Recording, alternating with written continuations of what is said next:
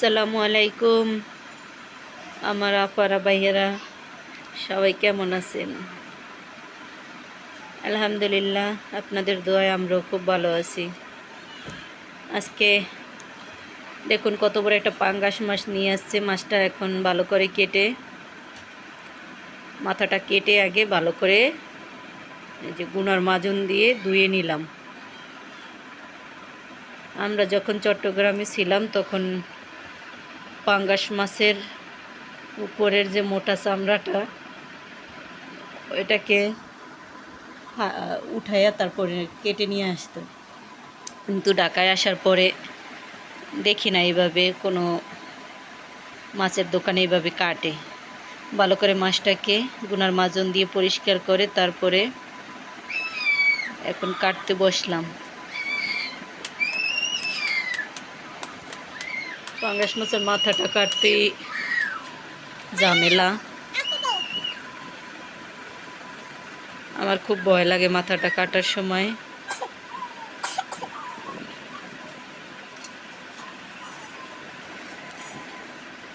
মাথার ভিতরে যে ফুলকাটা থাকে ওগুলো আমরা খাই না, ওগুলো ফালিয়ে দিই। মাথাটাকে কেটে নিলাম।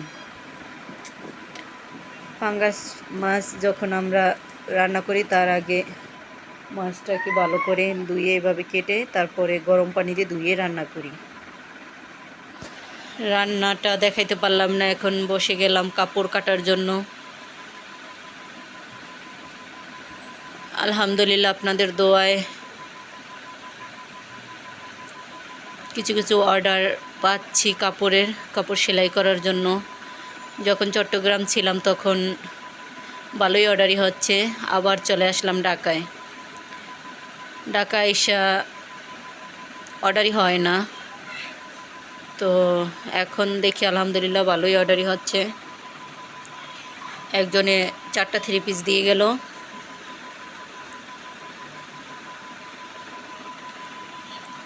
থ্রি পিস 4টা একই মাপের, তো তাই প্রথম স্যালোয়ারগুলো কাটলাম, কেটে একটার উপরে একটা রেখে রেখে এভাবে কেটে নিলাম। 3টা স্যালোয়ার 3টা কামিজ, 4টা স্যালোয়ার 4টা কামিজ এভাবে কেটে নিয়ে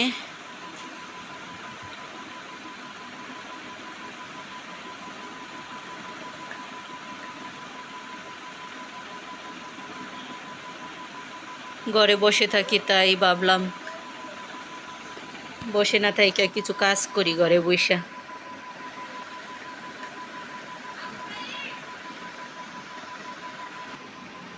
আমি যেখানে থাকি এখানে আশেপাশে অনেক টেইলার্সের দোকানও অনেক, তাই আমার অর্ডারটা একটু কম হয় যেহেতু আমি নতুন এলাকায়। তো এখন মোটামুটি যা হয় নিজেরটা নিজে দিয়ে হয়ে যায়, নিজেরটা নিজে চলা হয়ে যায়। চিন্তা করি লেখাপড়া করে ঘরে বসে আছি, কিছুই করতে পারলাম না জীবনে। তো টেইলার্সের কাজটা ধরে রাখি, টুকিটাকি করতে করতেই এক সময় দেখি কিছু করা যায় কিনা।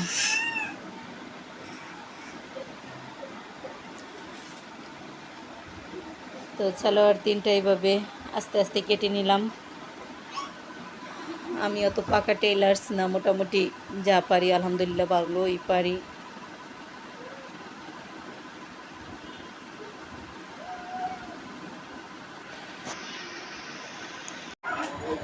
এভাবে আস্তে আস্তে করে 3টা কামিজ কেটে নিলাম।